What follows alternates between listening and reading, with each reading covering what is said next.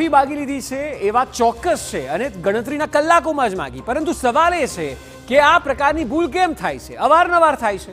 હમણે ગયા વર્ષે પણ જે પ્રકારે હનુમાનજીને લઈને વિવાદ થયો હતો, ત્યારબાદ હવે સવાલ એ છે કે સ્વામી કેમ આપે છે આવા નિવેદન? તેઓ જાણતા નથી કે સત્ય શું છે, કે જાણી જોઈને આવી ભૂલ કરવામાં આવે છે, જેથી કરીને વિવાદ થાય અને વિવાદ થતાં પણ અનેકવાર દિવસો સુધી મીડિયામાં સતત એ વાત ચગતી રહે છે. સવાલ એ છે કે શું પોતાના સંપ્રદાયને મોટો દેખાડવાનો આ કોઈ પ્રયત્ન છે? કારણ કે એકાદ વારની આ ભૂલ નથી, આ ભૂલ અનેક વાર થઈ રહી છે અને એટલા માટે સવાલ કરી રહ્યા છે કે શું સંપ્રદાયને સનાતન ધર્મથી વધારે ઉપર દેખાડવા માટેનો આ પ્રયત્ન થઈ રહ્યો છે? જાણી જોઈએ. સવાલ એ છે કે શું સ્વામી સનાતન ધર્મનું અપમાન કરી રહ્યા છે?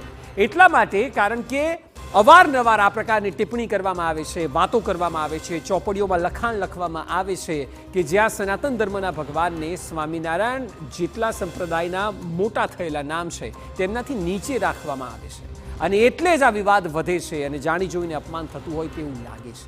સવાલ એ છે કે ઇતિહાસને ખોટી રીતે કેમ રજૂ કરવાની કોશિશ થઈ રહી છે?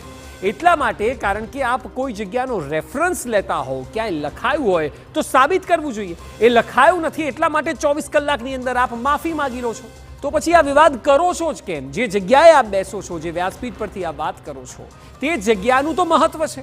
આપ ત્યાં બેઠા એટલે આપ કંઈ પણ બોલશો ને એ પણ વગર રેફરન્સે.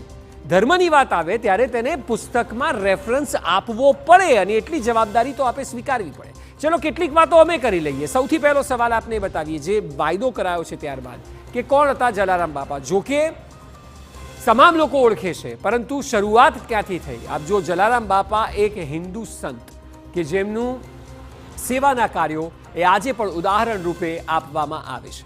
ત્યારબાદ જલારામ બાપાનો જન્મ જુઓ 4 નવેમ્બર 1799માં થયો. જલારામ બાપાનો જન્મ લોહાણા સમાજના ઠક્કર કુળમાં થયો હતો અને એટલા માટે આજે પણ તેઓ પૂજાય છે એ કુળમાં. જલારામ બાપા ભગવાન રામના પરમ ભક્ત હતા, એટલે નામમાં પણ જુઓ જલારામ, રામના પરમ ભક્ત તેઓ હતા. જલારામ બાપા ગુજરાતના ફતેપુરના ભોજા ભગત તેમના ગુરુ હતા, કે જેમના અત્યારની પેઢીએ વાત કરી કે માત્ર તેઓને પૂછતા હતા, તેમની સલાહ લેતા હતા. ગુરુ ભોજલરામ બાપાની પ્રેરણાથી તેમણે સદાવ્રતની શરૂઆત કરી હતી અને હા, અત્યારની જે હયાત પેઢી છે તેણે પણ આ જ વાત હમણાં થોડા સમય પહેલા જે પોતાની વિડીયો બાઇટમાં કરી. વીરપુરમાં દરરોજ ભક્તોને મફત ભોજન અપાય છે અને અહીં કોઈ જ દાન કે કોઈ જ સેવા કે કોઈ જ પ્રકારની મદદ લેવાતી નથી. અને આ એક અનોખો કિસ્સો છે કે જે વિશ્વ આખું નોંધ લે છે. આટલા વર્ષોથી અવિરત ચાલે છે. વીરપુર મંદિરમાં કોઈ પણ જાતનું દાન સ્વીકારાતું નથી. જ્યાં અન્ય મંદિરોમાં પણ સેવા કાર્ય થાય છે, પરંતુ દાનની સ્વીકૃતિ હોય છે. વીરપુરમાં એવું નથી. વીરપુરમાં કોઈ પણ પ્રકારનું દાન સ્વીકારાતું ક્યારેય નથી. તો આ હતા જલારામ બાપા, કે જેને લઈને આજે પણ આટલા વર્ષો પછી પણ ઠક્કર સમાજ જ નહીં પરંતુ આખા વિશ્વમાં રહેતા જલારામ ભક્તો નારાજ થયા છે જે સ્ટેટમેન્ટ આપવામાં આવ્યું છે. અને હવે આપણે જણાવીએ કે બંને સંત વિશે ઇતિહાસમાં શું લખાયું છે. અહીંથી આપને ક્લિયર થઈ જશે. એક જુઓ, જલારામ બાપા છે તે 4 નવેમ્બર 1799 એ જન્મ્યા. 23 ફેબ્રુઆરી 1881 તેમનું દેહાંત. ગુણાતીતાનંદ સ્વામી, કે જેમને આજે વિવાદિત જે સ્ટેટમેન્ટ છે કે તેમના આશીર્વાદ જલારામ બાપાને મળ્યા, તેઓ 1784માં જન્મ્યા. 1867માં તેઓનું દેહાંત થયું, એટલે 11 ઓક્ટોબર 1867. સ્વામિનારાયણ સંપ્રદાય શું માને છે? તો જલારામ બાપા અને ગુણાતીતાનંદ સ્વામી એ સમકાલીન સંત છે, એટલે એક જ સમયે લગભગ આસપાસના ગાળામાં તેઓ સંત બન્યા. બંને સમાન કાર્યકાળ દરમિયાન સેવાકીય કાર્યો કર્યા. બંને કોઈનાથી ઉપર નીચે નથી, પરંતુ જ્યાં ભેદભાવની વાત કરવામાં આવે છે, કોઈએ કોઈના આશીર્વાદ લીધા એટલે આ વિવાદ થાય છે. બંને કામ કર્યા છે, સમાન કાર્યકાળ દરમિયાન કર્યા છે અને અનેક લોકોના જીવનમાં પરિવર્તન તેઓ લાવ્યા છે અને તેમના સેવા કાર્યો થકી આજે પણ પરિવર્તન આવી રહ્યા છે. સ્વામિનારાયણ સંપ્રદાયના ગ્રંથ પ્રમાણે બંને એકબીજાને મળ્યા હતા.